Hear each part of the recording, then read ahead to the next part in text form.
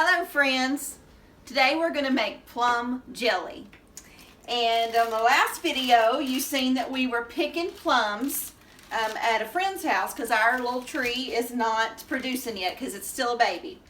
Now these are fresh, just picked last night. So this is such an easy recipe. Anybody can do it.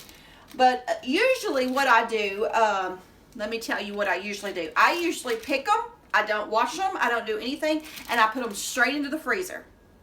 Okay, and then because I really like doing jelly and the stuff that I don't have to do for the garden that has to be done immediately, I do it and then I wait until it's winter time and you don't have to heat up your kitchen more, and I just save this and I usually do it right before Thanksgiving. But we're going to go ahead and make a batch now because I've got some people wanting it. So what we're going to do is we're just going to, these are not frozen, but when they are frozen, you just do it just like I'm going to do now. You have to have a big pot. This is just like a big stock pot. And I bought this little strainer. I just washed it at a thrift store. Probably didn't pay much dollar or whatever for it. But anyway, but you could probably find this anywhere, and it just fits perfectly. See, down in this pot. So, but we're going to wash these first because we did not wash them before we put them in the refrigerator. So we're going to put them in here, and we're going to wash them really good. Just get the bugs off of them, if there's any bugs or bird poop or whatever gets on a tree. So we're going to wash these, and then we're going to put them in the stock pot, and we're going to bring it to a boil. And we want to do a hard boil because we want to kill any germs that might be on the plums. And so, we got those rinsed really good. And so we're going to fill up this with water. So we're probably going to do a hard boil, I would say, for about 5-7 minutes. And then we're going to turn it down and we're going to let it simmer. And I just usually let it simmer until the juice becomes really beautiful. These are Methley plums, the brand of these, and so the fruit, let me just show you inside of one of these. See how some are real pale. The Methley is really red all the way through, so it makes really, really beautiful jelly. So we're going to fill this up as much as we can. Put it on a hard boil for about 5 minutes. Turn it down to a simmer until I get the color of juice that I really like, and then I'll show you the next step of straining it and all of that. Now the other supplies that you will need to do jelly is sugar, and you're going to need of course your jars, your bands, and your lids. Now, your bands you can always reuse from recipe to recipe. Your lids, always. Never, ever, ever reuse these. You want new every time. And we'll just, when we get closer to the actual process of doing the jelly, then we will start boiling those, but we don't need to do that yet. And you will also need your jars. I put mine in, I've got all sizes here. I've got the little jelly jar, I've got this one, and then I've got this one. I like to do a mixture because different people that I give it to will want a different amount. Like if you're single, you'll want a little one. If you've got a family, you're going to want this one. So I usually just do all sizes, but you can do whatever you want. Your pectin.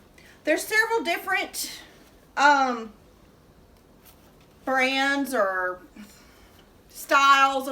Like this one is a liquid pectin. It works pretty good. It's Sure-Gel brand. Anything with Sure-Gel, I believe, works best than any other brand. just from experience. This is my all-time favorite one right here, and it's just a powder. There's 2 in each box, so you just need 1 per recipe. To me, I have not had problems with this one not gelling up. This one here, I use only when I can't find this or this. This is just a throwback. It's not my favorite. It does not firm as good as these others, but it's by Ball. It's not my favorite, but it's better than nothing. So today we're going to use this one. Okay, we're going to let this boil, and then we're going to let it simmer until I get to the color that I think is beautiful, and I'll show you the rest. Okay, we boiled it for a good 5 minutes, and then we let it simmer, I'd say probably 15 minutes, and then I turned off the fire, and I let it just sit. Okay, and I just stirred it every once in a while. Okay, so now I'm going to show you what I do. It's a little warm, but... So we're going to bring it over here, and I'm just going to lift this out. This is why the strainer is so nice when you cook in it. Just get out as much as you can, because we're going to have to strain this again through either, I use a cup towel. I usually use a cup towel that's old that I can just throw away, or you could use a cheesecloth, but I usually just use a cup towel that I've bleached, and it's just really ready for this process. Okay, so there is all your stuff we're going to just throw away. Okay, now this big old pot of juice is going to make several batches, not just one. Now, one batch is 5.5 cups of juice, and each box comes with your little recipe deal, and we're going to do the cooked jelly recipe. Okay, so it's 5.5 cups of juice to 6.5 cups of sugar. Now, I want to make sure that I have enough juice to do an even amount of recipes. I don't want to have 5.5 cups and then 4 cups, and then I'll be short on my juice, because it has to be precise. So what I do is I go ahead and measure out my juice, and then if I need to add water, then just a little bit of water to make that 5.5 and 5.5, then I can do that now, because we don't want it to be too diluted. Okay, so let's start. I usually just get me a big pitcher and stuff. So let's do 5.5 first, which is going to be right there. So let's go. Oh, first we have to strain it. Let's strain it first. So the way I strain it, I'm going to go ahead and fill up this pitcher.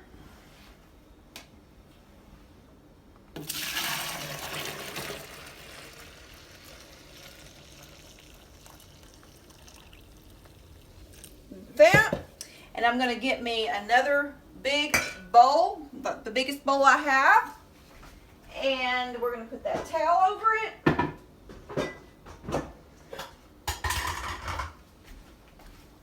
You can either get a rubber band or you can get another person. But so this towel, like I said, you can use a cheesecloth or you can use a towel. And this is an old towel. It's old, it's stained, it's really not any good to me anymore. So that's how we're going to strain it. We want this to be very clear, or very,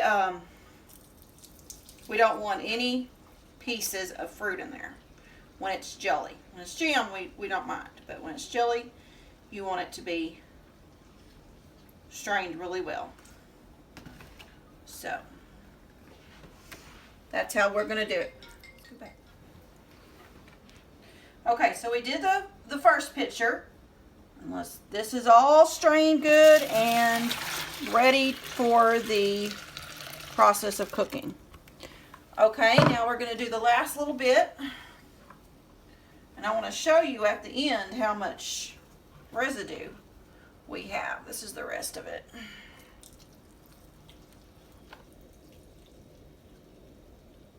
I like using a towel because I can just throw it away. I don't have to worry about it putting it in the washer with something else and it's staining and all of that. This is important to strain. Okay.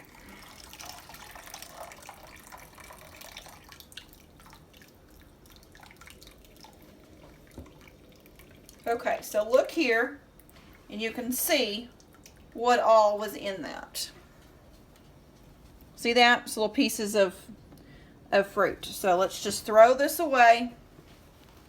And, okay, so there's that. Now let's rinse our pitcher out that we were using because you want to make sure it didn't have nothing in there. And then we're going to pour that back in there, and then we're going to measure and make sure we have enough for multiple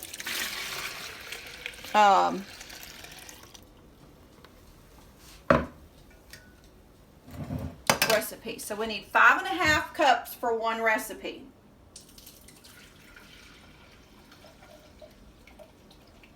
So here is one. This is one recipe. That's going to be 1 box of pectin and all that. 6.5 cups of sugar. Okay, that's one. Now, let's see how much. Well, we may have enough for three recipes.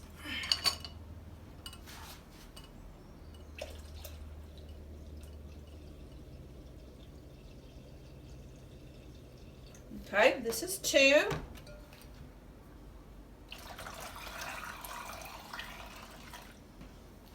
And here's our third one.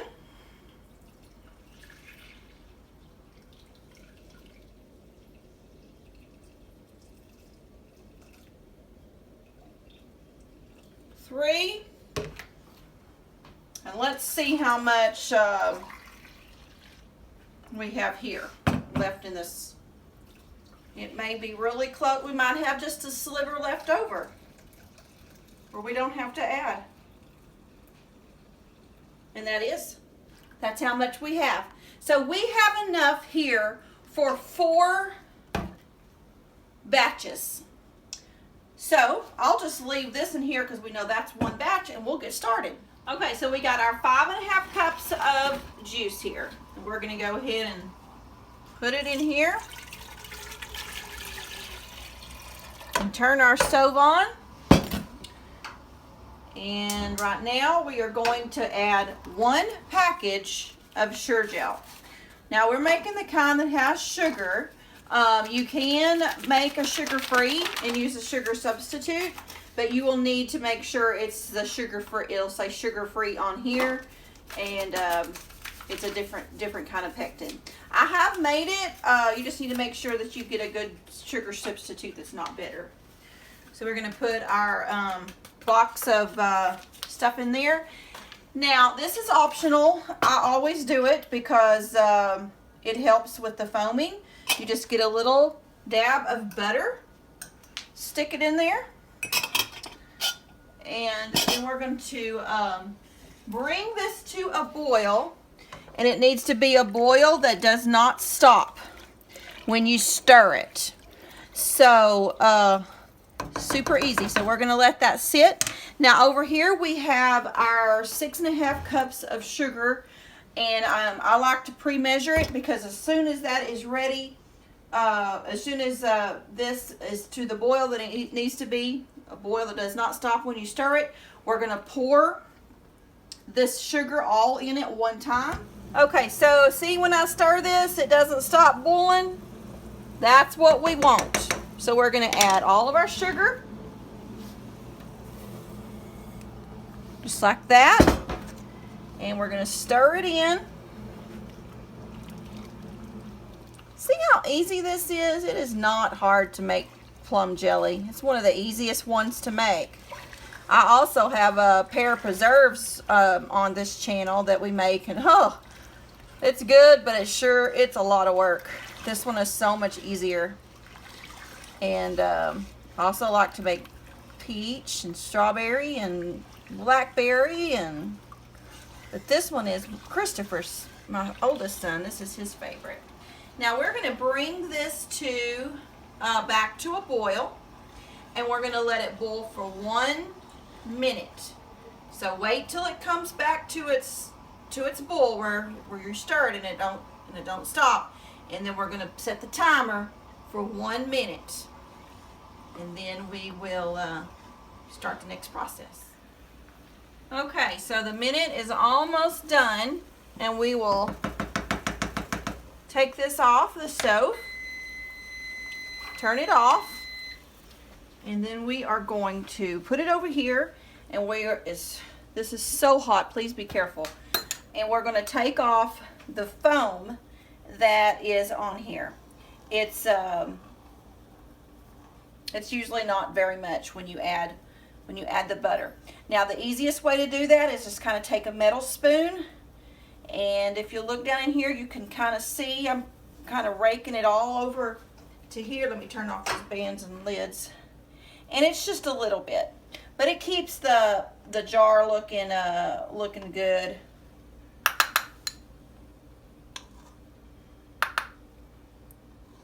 Just like that. See, it's not very much.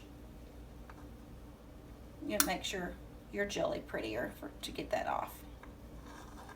Okay, see, that was not much at all.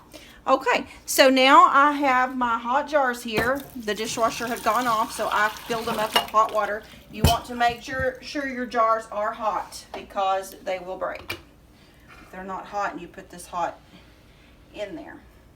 I'm going to start with my biggest jar. You don't put it straight on the cabinet either, especially if you have a marble or ceramic type deal. Always put a towel underneath there.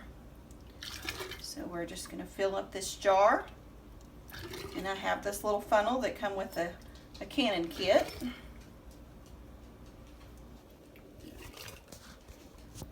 we're just going to fill it up. Isn't that a pretty color?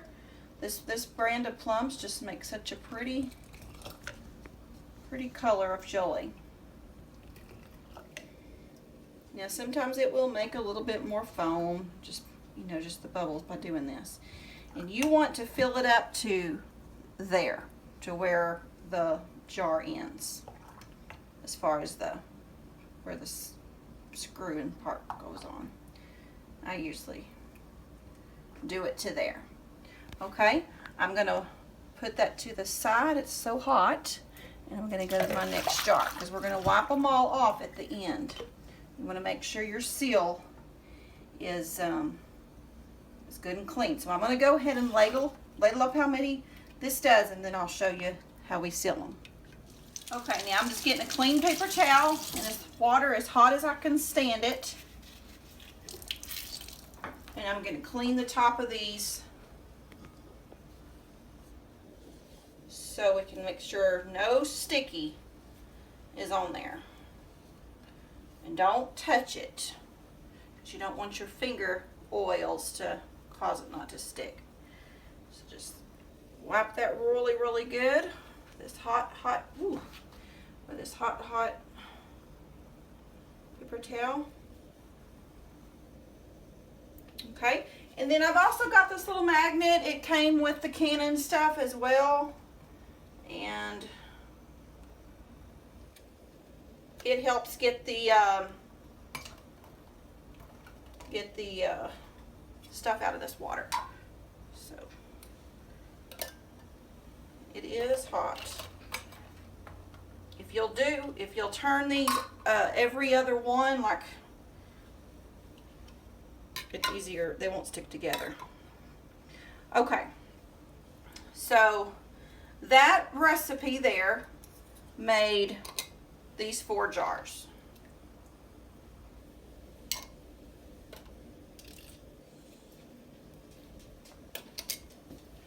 Okay, so we got that on there. Now we're going to tighten these up.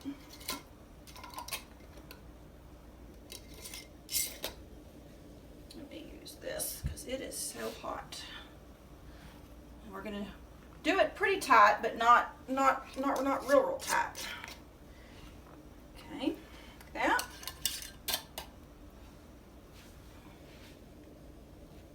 And then after I tighten them down, I turn them upside down for about 5 minutes. And that just helps that hot jelly to seal it. So we're going to turn those over. Always use a towel you don't care about very much, because it will stain. So we're going to turn these over for about 5 minutes.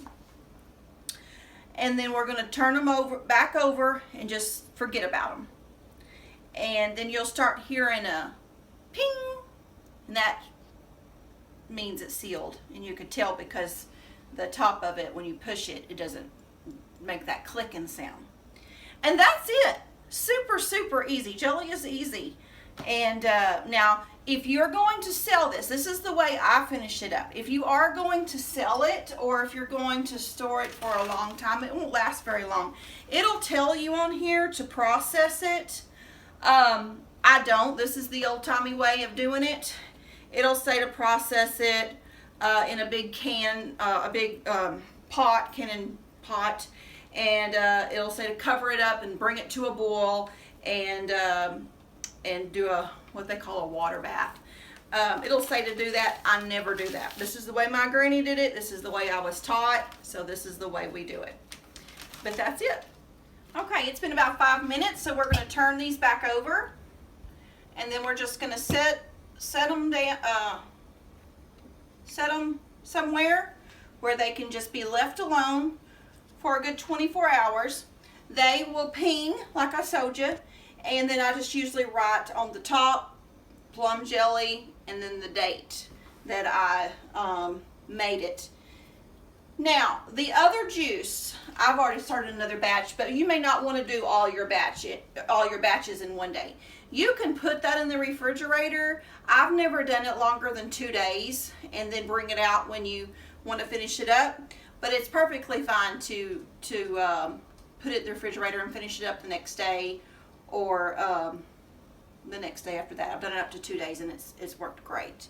So I hope you've enjoyed this video. Give it a try. You could do it, and we'll see you on the next video. Okay, I wanted to come back and show you how much one of those bags of plums, how much it made. And this is how much it made. It made 5 of these quart jars and 11 of the smaller, a mixture of a pint and then even the littler one. So that makes a pretty good amount of jelly. The one, don't look at that label. That's just an old label, but it makes a pretty good amount of jelly, that 1 gallon size bag. See you next time.